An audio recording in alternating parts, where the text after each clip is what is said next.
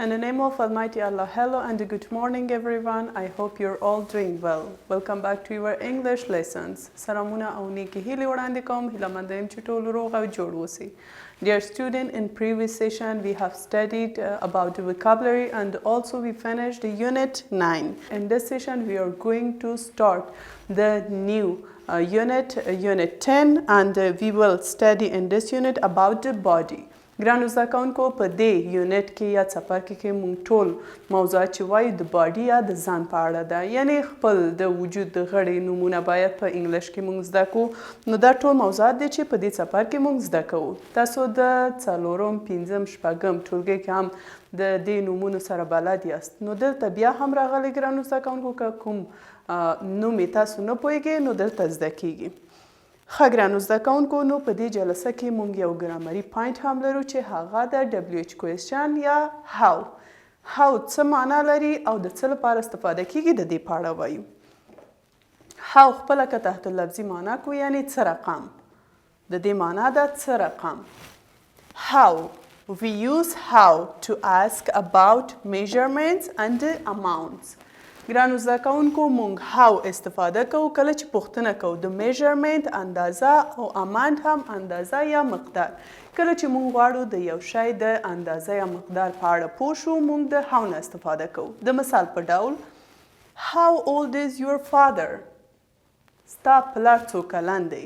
نو دلته موږ مقدار په اړه پوښتنه کوو چې څو کلن دی یا غواړو چې معلومات ترلاسه کړو نو د هاو نه استفاده کوو. وګورئ دا اولنۍ څه ده؟ هاو ده. بل فور ایگزامپل how wide is your class؟ تاسو ټولګی څومره پراخ دی، یعنی څومره د دې پراخوالی څومره دی. نو دلته موږ غواړو چې د اندازې په اړه پوه شو نو د هاو نه استفاده کوو. پوه شوئ ګرانو زده کوونکو هاو د څه لپاره استفاده کیږي؟ د میژرمنټ and the amounts، د مقدار یا د اندازې د ښودلو لپاره یا کله چې موږ پوښتنه کوو د دې لپاره استفاده کیږي. اوس راځو خپل درس ته ګرانو زده کوونکو چې زموږ درس ده یونټ 10 lesson 1 page number 93. Open your books dears. The first section is my body. دلته تاسو نه پوښتنه شوې مخکې له دې چې خپل درس شروع کړو دلته د دې ځوابونه تاسو باید ووایئ او تاسو کولی شئ د دې ځواب کومنټ کې ماته ولیږئ. What color is your skin؟ ستاسو پوست کوم رنګ دی؟ نو تاسو د رنګونو په اړه ویلی وو نو دلته کولی شئ هماغه رنګونو نه استفاده کړئ او ولیکئ چې کوم رنګ لري. What color are your eyes؟ ستاسو سترګې کوم رنګ دی یا کوم رنګ لري. Which hand do you use more؟ تاسو کوم لاس څخه ډیر استفاده کوئ؟ د ښي لاس یا چپ لاس نه؟ د کوم لاس نه تاسو ډیر استفاده کوئ. How do you protect yourself from disease؟ disease څه معنی ګرانو زده کوونکو؟ ناروغي یا مریضي. تاسو څنګه د ناروغۍ څخه ځان ساتئ؟ protect یعنی ساتل. Conversation ته راځو. Listen and practice. Listen to your teacher while reading the conversation and then practice it with your partner. Conversation چې دا د زرین او مبین ترمنځ ده چې زرین دلته پوښتنه کوي د مبین نه. مبین how tall are you and how much do you weigh؟ مبین ستاسو قد څومره دی یا ته څومره لوړ یې او وزن دې څومره دی. مبین څه وایي؟ وای. ولې پوښتنه کوي؟ وای یعنی دلته غواړي چې علت یې پوښتنه وکړي. کله چې موږ غواړو د یو شی د علت په اړه پوه شو موږ د وای نه استفاده کوو. وای ولې. I want to check this table. زه غواړم دا جدول وګورم. It shows the right weight for your height. دا ستاسو د قد لپاره مناسب وزن ښیي. یعنی په دې جدول کې لیکل شوی چې د هر قد لپاره څومره وزن مناسب دی. مبین I am 1.50 centimeters tall and my weight is 60 kilos. زما ټال یا قد چې ده یو متر او 50 سانتی متر او وزن 80 کیلو. Let me see. اجازه راکړه چې وګورم. You are 10 kilos overweight. ته 10 کیلو اضافه وزن یې، یعنی وزن دې نظر له قد 10 کیلو زیاته ده. You need to lose weight. ته باید خپل وزن کم کړې. How can I do that? دا څنګه کولی شم؟ یعنی طریقه یې څه رقم ده چې زه باید خپل وزن کم کړم. You can consult your doctor and he will give you diet. ته باید خپل ډاکټر سره مشوره وکړې او بیا ډاکټر تا ته مغه غذایي رژیم تا ته وایي چې باید ته کوم کارونه وکړې، کوم خواړه وخورې تر څو چې ته وزن کم کړې. Thank you. مننه کوم. ښه ګرانو زده کوونکو، دلته موږ لغتونه زده کړه چې ټال، لوړ، یا قد ته هم کولی شو موږ وایو قد، بل وی چې دا وزن ته وایي، بل چک کول یا لیدل، بل ګرانو زده کوونکو هایت هم همغه قد ته وایي، بل نیډ ضرورت درلودل، بل لوز یعنی کم کول، او بل ګرانو زده کوونکو کنسولت یعنی مشوره کول چې تاسو باید خپل دلته ویلي تاسو باید خپل ډاکټر سره مشوره کړئ. ډایټ یعنی غذایي رژیم. اوس تاسو نه پوښتنه شوې Do you know how to keep the balance of your height and weight? آیا تاسو پوهیږئ چې څه رقم د خپل قد او د وزن توازن وساتئ؟ بالانس یعنی توازن. How can we keep ourselves healthy? څه رقم کولی شو مونږ خپل ځان یعنی هیلتي صحتمند وساتو، یعنی کوم کارونه وکړو تر څو چې مونږ صحتمند اوسو. نو کولی شئ د دې ځوابونه کومنټ کې ولیکئ. ګرامر ته راځو چې دلته مونږ د هاو په اړه وایو چې دلته ما تاسو ته تشریح کړه د څه لپاره ده. For example, how tall are you? ته څومره لوړ یې؟ I am 140 centimeters tall. 140 سانتی متر زما قد ده یا لوړوالی مې 140 سانتی متر دی. How fat is the baby? هغه ماشوم څومره چاقه دی؟ فات څه معنی ګرانو زده کوونکو؟ چاق. He is too fat to walk. یعنی دومره چاق دی چې قدم وهلی نشي، یعنی حرکت یعنی نشي کولی چې د یو ځای نه بل ځای ته لاړ شي. How old is your grandfather? ستاسو نیکه څو کلن دی؟ He is 89 years old. څومره؟ 89. بل how much do you weigh? ستاسو وزن څومره دی؟ I am 55 kilos. 55 کیلو. How much does she weigh? د هغې وزن څومره ده؟ She weighed 40 kilos. 40 کیلو. بل صفحې ته راځو. په بله صفحه کې match the question to the answer. ګرانو زده کوونکو دلته موږ 2 ستون لرو. په یو کې سوال ده او په بل کې ځواب. البته ګډوډ لیکل شوی، تاسو باید دلته سوال وګورئ او بل ستون کې د دې ځواب باید تاسو پیدا کړئ. زه تاسو ته وایم سوالونه. How old is your small sister?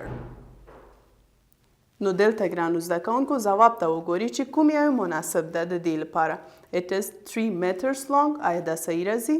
She is 20 years old. نو کوم یو صحیح ده ګرانو زده کوونکو؟ B صحیح ده. نو دلته تاسو کولی شئ اولنۍ شمیره B سره وصل کړئ یا همالته B ولیکئ. Number 2. How wide is the class? نو په دې کې کوم یو صحیح ده ګرانو زده کوونکو؟ E. It is 4 meters wide. E سره وصل کړئ. Number 3. How much does your baby weigh? په دې کې ګرانو زده کوونکو C صحیح ده. It weighs 8 kilos. Number 4. How far is your house? نو په دې کې F صحیح ده. It is 2 kilometers far. Number 5. How old are you? په دې کې D صحیح ده. I am 25 years old. Number 6. How long is the rope? نو کوم یو صحیح ده؟ یوازې A پاتې شو. A صحیح ده. It is 3 meters long. اوږدوالی. بل ګرانو زده کوونکو A section ته راځو. Read the question and then give correct answer. How tall are you? دا تاسو نه پوښتنه شوې چې تاسو باید خپل معلومات دلته ولیکئ. تاسو څومره لوړ یاست؟ باید دلته تاسو خپل قد ولیکئ. Number 2. How much do you weigh? ستاسو وزن څومره دی؟ Number 3. How old is your elder brother? ستاسو مشر ورور څو کلن دی؟ Number 4, how tall is your brother? ستاسو ورور څومره لوړ دی یعنی قد یې څومره دی. Number 5, how short is the tree? Tree څه معنا؟ ونه. Number 6, how long is your dress? Dress څه معنا یعنی جامې. ښه ګرانو زده کوونکو نو دا هم تاسو شخصي معلومات چې تاسو باید دلته ولیکئ. تاسو د قد په اړه، تاسو د جامې په اړه پوښتنه شوې، همداسې تاسو د ورور په اړه. تاسو کولی شئ دلته د دې ځوابونه ولیکئ. البته په دې کې نه، په کتابچه کې باید تاسو ولیکئ. سی ته راځو. write question for these answers. په سی کې ګرانو زده کوونکو دلته ځوابونه لیکل شوي. تاسو باید د دې لپاره سوالونه تاسو جوړ کړئ. For example, که یو څوک وایي he is 35 kilos. 15 کیلو دی. نو په دې کې سوال څه رقم ده؟ نو تاسو باید سوال دلته ولیکئ. For example, دلته کیدای شي سوال داسې وي چې how much does your brother weigh? نو بیا ځواب کې تاسو ویلی شي he is 35 kilos. بیا دویم کې هم همداسې ګرانو زده کوونکو ځواب د I am 140 centimeters tall. د قد په اړه دلته پوښتنه شوې چې تاسو باید سوال ولیکئ. په دریم او څلورم کې هم همداسې ده چې تاسو باید سوالونه دلته ولیکئ پنسل سره. ډي ته راځو. In pairs ask and answer question about the height and the weight of your partner and his or her family. دلته ګروپي په شکل تاسو کولی شئ د خپل همصنفي نه د هغې د قد او همداسې د وزن په اړه پوښتنه وکړئ. حتی د هغه د فامیل یا کورنۍ په اړه. find how many of them have the ideal height or weight. او بیا تاسو کولی شئ پیدا کړئ چې څو کسان د هغې په کورنۍ کې مناسب وزن او قد لري. For example, how tall are you? I am 160 centimeters tall. د دې ځواب شو how much does your brother weigh? دلته ګرانو زده کوونکو سوال او ځواب دواړه مطابقت نه لري. دلته سوال کې هم همداسې ده how much do you weigh. نو دلته د برادر په ځای تاسو کولی شئ د خپل د همصنفۍ نه پوښتنه وکړئ. یعنی هم باید تاسو ته ټال یا قد معلوم وي او بل وزن هم معلوم وي. دلته بیا ځواب کې وایي I am 70 kilos. زه 70 کیلو یم. نو بیا تاسو کولی شئ جدول کې وګورئ چې آیا د دې قد لپاره دا مناسب وزن ده که نه ده. همداسې بیا تاسو وایئ تاسو همصنفۍ ګورئ. ګرانو زده کوونکو دا و زموږ نننی موضوع چې موږ د څه په اړه وویل؟ د ټال په اړه.